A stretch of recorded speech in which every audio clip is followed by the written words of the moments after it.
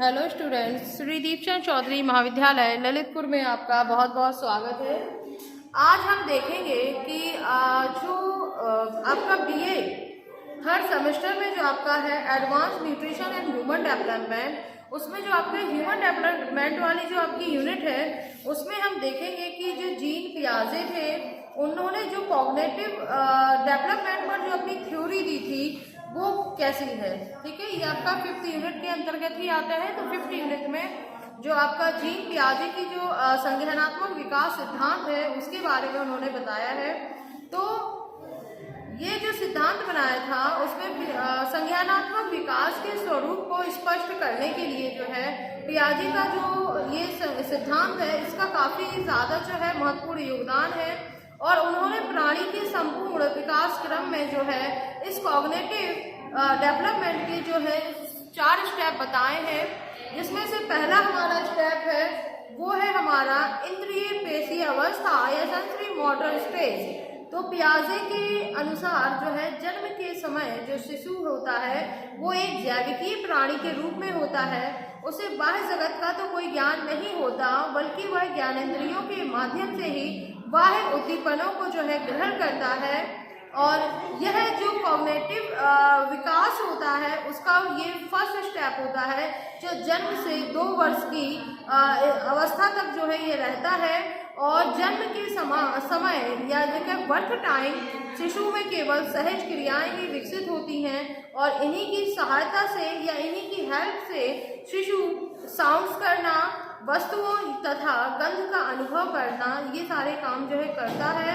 और इस अवधि की समाप्ति तक बच्चों के अंदर विचार तथा कल्पना का जो है प्रवेश प्रारंभ हो जाता है। दूसरा देखिए हम प्री ऑपरेशनल स्टेज या पूर्व संक्रियात्मक अवस्था।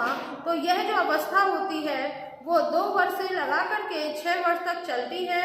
और इस अवस्था में वह दूसरों के संपर्क में आकर के सीखने लगता है और नई नई नॉलेज या जानकारियों का जो है अनुभव करता है और इन्हें इकट्ठा करना, ये वाला काम भी वो करता है।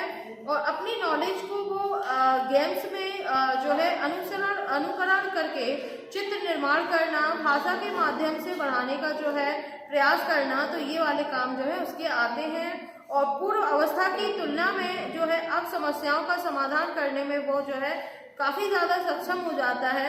और इस अवस्था में वह रट कर जो है काफ़ी चीज़ें याद करता है, पर उसे इतनी नॉलेज नहीं होती कि वह यह कैसे और क्यों कर रहा है इसका उसे पता हो। तो बालक में इस समय जो है कॉग्निटिव मैच्योरिटी का जो है काफ़ी ज़्यादा जो है अभाव पाया जाता है। इसके बाद आती है कॉन्सेंट्रेट ऑपरेशनल स्टेज, तो स्थूल संक्रियात्मक अवस्था। तो इसमें क्या होता है, कॉन्क्रिएट में संज्ञानात्मक विकास का जो तृतीय चरण जो होता है 7 से 12 वर्ष की अवस्था तक ये चलता है। और ये जो अवस्था होती है वो पूर्ववर्ती अवस्था हो, यानी जो प्री स्टेजेस थी उन्हीं का जो है विकसित रूप होता है।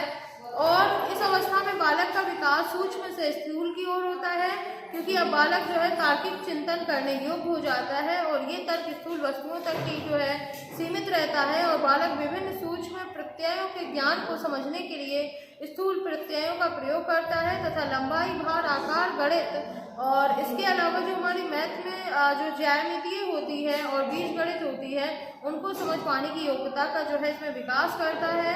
और बालक अपनी समस्याओं के समाधान हेतु अपने कुछ नियम बना लेता है, इसीलिए जो है इसे नियमीकरण की अवस्था भी कहते हैं। इसके बाद जो आती है वो होती है फॉर्मल ऑपरेशनल स्टेज, या जिसे हम कहते हैं औपचारिक संक्रियात्मक अवस्था। ये जो है कॉग्निटिव डेवलपमेंट का जो ये लास्ट स्टेज होती है और ये जो एज होती है ये एज पीरियड जो है वो हमारी 12 वर्ष के बाद से जो है स्टार्ट होती है और ये हमारी जो है प्रौढ़ अवस्था तक चलती रहती है। और ये तार्किक चिंतन की जो है अवस्था कहलाती है, क्योंकि व्यक्ति अपनी तर्क शक्ति का प्रयोग करने लगता है और चिंतन उद्देश्यपूर्ण जो है हो जाता है। तो इस अवस्था की मुख्य रूप से अगर हम विशेषताओं की बात करें तो इसमें तार्किक चिंतन की क्षमता का विकास होता है।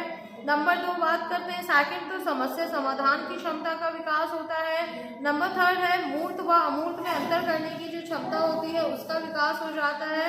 और वास्तविक अनुभवों को काल्पनिक परिस्थितियों में प्रयोग करने की क्षमता का विकास भी जो है इस एक पीरियड में जो है होता है। और इस सिद्धांत के अनुसार अनुसार जो है परिकल्पनाओं को विकसित करने की क्षमता का विकास भी जो है होता है। तो इस तरीके से हम देखते हैं कि पियाजे ने यह प्रतिपादित किया कि जैविक विकास ही सभी प्रकार के विकास का जो है आधार होता है और बालक में जो संज्ञानात्मक प्रोसेस होती है उसका विकास जन्म से ही प्रारंभ जो है हो जाता है।